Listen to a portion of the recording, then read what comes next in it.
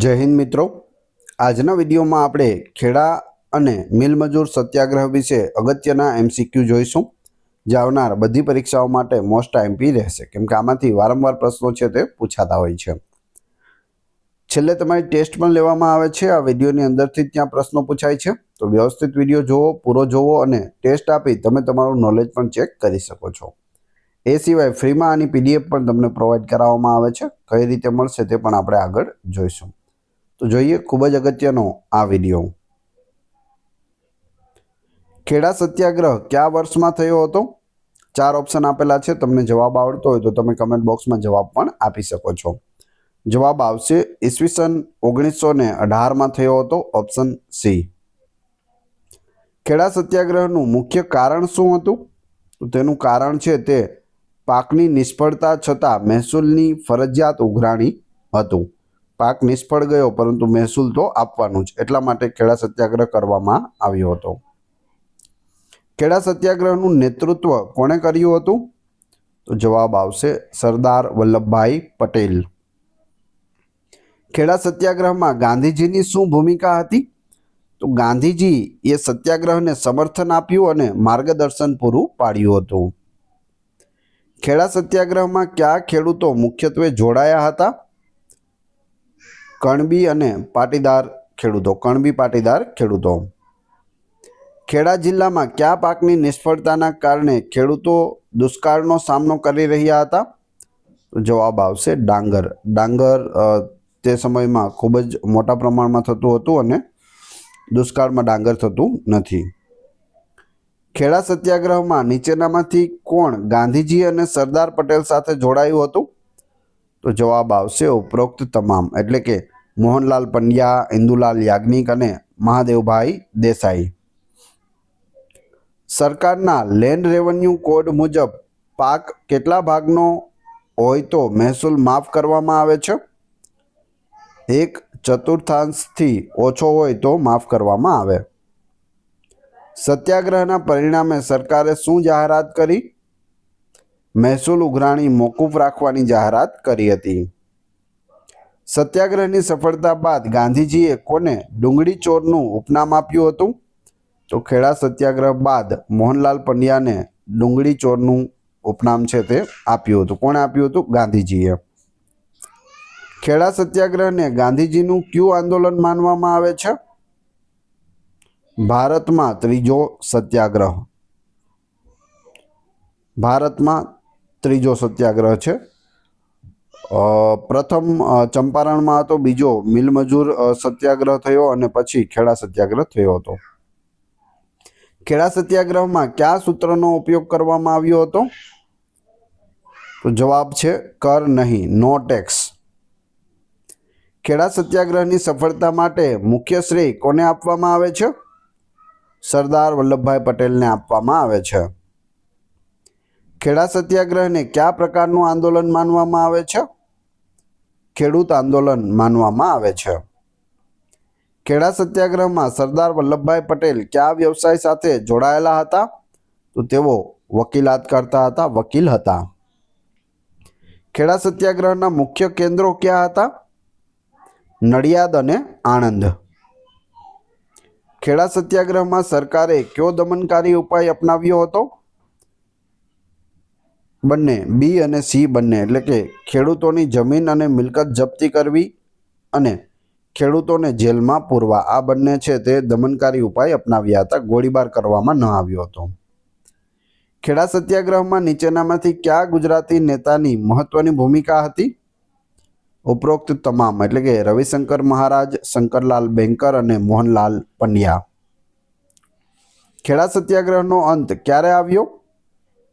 જૂન 1918માં આવ્યો હતો. ખેડા સત્યાગ્રહમાં સરકારી વકીલ તરીકે કોણ કાર્ય કરી રહ્યું હતું? ગણેશ વાસુદેવ માવડંકર, જીવી માવડંકર, જે આપણા લોકસભાના પ્રથમ અધ્યક્ષ બન્યા હતા પછીથી. ખેડા સત્યાગ્રહના પરિણામે કયો કાયદો રદ કરવામાં આવ્યો? જમીન મહેસૂલ અધિનિયમ રદ કરવામાં આવ્યો. ખેડા સત્યાગ્રહને અંગ્રેજોના રાજમાં ક્રાંતિ તરીકે કોણે વર્ણવ્યો હતો? ગાંધીજીએ વર્ણવ્યો હતો અંગ્રેજોના રાજમાં ક્રાંતિ. ખેડા સત્યાગ્રહને કારણે ગાંધીજીનો કયો સિદ્ધાંત મજબૂત બન્યો? અહિંસા અને સત્યાગ્રહ. ખેડા સત્યાગ્રહમાં કયા પ્રકારની ભૂમિકા મહત્વની રહી હતી? ઇન્દુલાલ યાજ્ઞિક, જે પત્રકાર હતા અને તેની ભૂમિકા મહત્વની રહી હતી. કયા સત્યાગ્રહને કારણે વલ્લભભાઈ પટેલને સરદારનું બિરુદ મળ્યું? તો એ છે બારડોલી સત્યાગ્રહ. બારડોલીની બહેનો દ્વારા આ સરદારનું બિરુદ છે તે આપવામાં આવ્યું હતું.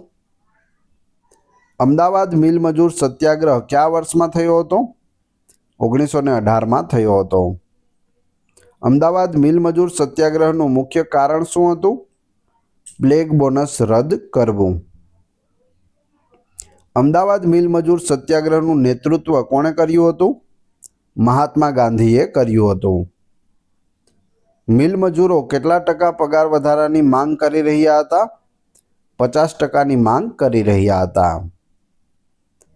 અમદાવાદ મિલ માલિકોએ મજૂરોને કેટલા ટકા પગાર વધારો આપવાની ઓફર કરી હતી? 20% વધારો કરવાની ઓફર કરી હતી. ગાંધીજીએ મિલ માલિકો અને મજૂરો વચ્ચે સમાધાન માટે કોને મધ્યસ્થી તરીકે નિયુક્ત કર્યા હતા? અનસુયાબેન સારાભાઈને. ઓપ્શન એ.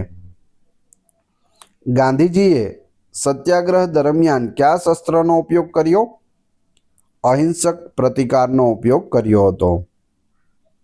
મિલ મજૂર સત્યાગ્રહ દરમિયાન ગાંધીજીએ કયા નારાનો ઉપયોગ કર્યો હતો?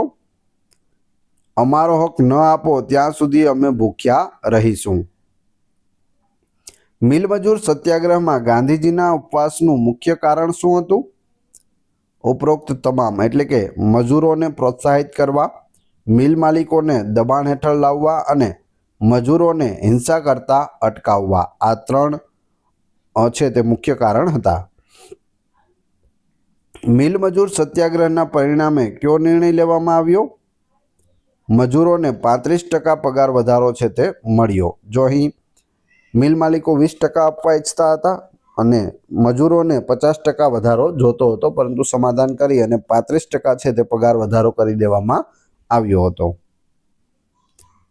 મિલ માલિકો અને મજૂરો વચ્ચેના વિવાદનો ઉકેલ લાવવા માટે કોને લવાદ તરીકે નિયુક્ત કરવામાં આવ્યા? એક આર્બિટ્રેશનલ ટ્રિબ્યુનલ છે તે બનાવવામાં આવ્યું હતું. અમદાવાદ મિલ મજૂર સત્યાગ્રહને ગાંધીજીનો કયો સત્યાગ્રહ માનવામાં આવે છે? ભારતમાં બીજો સત્યાગ્રહ. પ્લેગ બોનસ શા માટે આપવામાં આવતું હતું? પ્લેગના રોગચાળા દરમિયાન મજૂરોને કામ ચાલુ રાખવા માટે પ્લેગ બોનસ છે તે શરૂ કરવામાં આવ્યું હતું. મિલ મજૂર સત્યાગ્રહની સફળતા બાદ કઈ સંસ્થાની સ્થાપના થઈ? Ahmedabad textile labour association, ATLA. કયા મિલ માલિકોએ ગાંધીજી સાથે વાટાઘાટોમાં ભાગ લીધો હતો? A, B બંને, એટલે કે અંબાલાલ સારાભાઈ અને તેના ભાઈઓ કસ્તુરભાઈ, લાલભાઈ, આ બધાએ ગાંધીજી સાથે વાતચીત કરી હતી. ગાંધીજીના ઉપવાસથી કયા મિલ માલિકોએ સહાનુભૂતિ દર્શાવી હતી? અંબાલાલ સારાભાઈએ. મિલ મજૂર સત્યાગ્રહને ભારતમાં કયા આંદોલનની શરૂઆત માનવામાં આવે છે? મજૂર આંદોલન. મિલ મજૂર સત્યાગ્રહ કયા જિલ્લામાં થયો હતો? અમદાવાદ જિલ્લામાં થયો હતો. ગાંધીજીએ કયા સિદ્ધાંતના આધારે મિલ મજૂર સત્યાગ્રહનું નેતૃત્વ કર્યું હતું? અહિંસા અને સત્યાગ્રહ. ગાંધીજીએ મજૂરોને કેટલા દિવસ સુધી હડતાલ ચાલુ રાખવાની સલાહ આપી હતી? જ્યાં સુધી માંગણીઓ પૂરી ન થાય ત્યાં સુધી. મિલ માલિકોએ પ્લેગ બોનસ શા માટે રદ કર્યું હતું?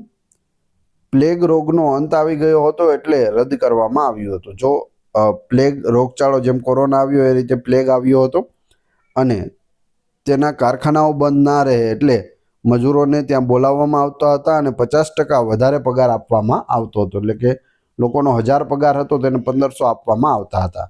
પછી શું થયું? તો પ્લેગનો અંત આવી ગયો. જેમ કોરોના રોગ વયો ગયો તે રીતે પ્લેગ પણ વયો ગયો અને પછી જે 50% વધારે આપતા હતા તેને ઘટાડી દેવામાં આવ્યા અને 20% સુધી છે તે મિલ માલિકો છે તે આપવા ઈચ્છતા હતા અને મજૂરો છે તે 50% માંગી રહ્યા હતા. એટલા માટે આ છે તે મિલ મજૂર આંદોલન થયું હતું અને 35% તેઓનું સમાધાન થયું. એટલે કે પહેલા 1000 રૂપિયો મળતો હતો પગાર, તો હવે કેટલા મળશે? 1350 રૂપિયા. આ સત્યાગ્રહમાં અનસુયાબેન સારાભાઈનું યોગદાન શું હતું? ઉપરોક્ત તમામ. એટલે કે તેમણે ગાંધીજીને આંદોલનમાં ભાગ લેવા વિનંતી કરી, તેમણે આંદોલન માટે ભંડોળ છે તે એકત્ર કર્યું, તેમણે મજૂરોને સંગઠિત પણ કર્યા હતા. ગાંધીજી કયા મિલના માલિક હતા? તો જવાબ આવશે કોઈ નહીં, તેઓ મિલ માલિક ન હતા. મિલ મજૂર સત્યાગ્રહથી ગાંધીજીને શું ફાયદો થયો? તેઓ ભારતમાં એક લોકપ્રિય નેતા તરીકે ઉભરી આવ્યા હતા. અમદાવાદ મિલ મજૂર સત્યાગ્રહ એ કયા સત્યાગ્રહ પછી થયો હતો? ચંપારણ સત્યાગ્રહ પછી. ચંપારણ સત્યાગ્રહ બિહારમાં થયો હતો. હવે તમારી ટેસ્ટ, જે આપણે વિડીયો જોયો તેમાંથી તમને અહીં પ્રશ્નો પૂછવામાં આવે છે, જેના જવાબ તમારે ક્રમશઃ કમેન્ટ બોક્સમાં આપવાના છે, જેથી તમને ખ્યાલ આવે તમને કેટલું યાદ રહે છે. એ પછી આની પીડીએફ વિશે પણ આપણે વાત કરીશું. વિડીયો પસંદ આવી રહ્યો હોય તો લાઇક, કોમેન્ટ, શેર અને સબસ્ક્રાઇબ કરવાનું ના ભૂલશો. આ ચેનલ ઉપર ઘણા બધા વિડીયો અવેલેબલ છે. તમે ચેનલના નામ ઉપર ક્લિક કરી વિડીયોમાં જઈ બધા જ લેટેસ્ટ વિડીયો જોઈ શકો છો. ટેસ્ટમાં પ્રથમ પ્રશ્ન છે, ખેડા સત્યાગ્રહ કયા વર્ષમાં થયો હતો? બીજો પ્રશ્ન, મિલ મજૂર સત્યાગ્રહ કયા જિલ્લામાં થયો હતો? બંનેના જવાબ ક્રમશઃ કમેન્ટ બોક્સમાં આપી દેજો. આ વિડીયોની ફ્રી પીડીએફ આપને ટેલિગ્રામ અને વોટ્સઅપ ગ્રુપમાં મળી જશે, જેની લિંક ડિસ્ક્રિપ્શનમાં પણ આપેલી છે.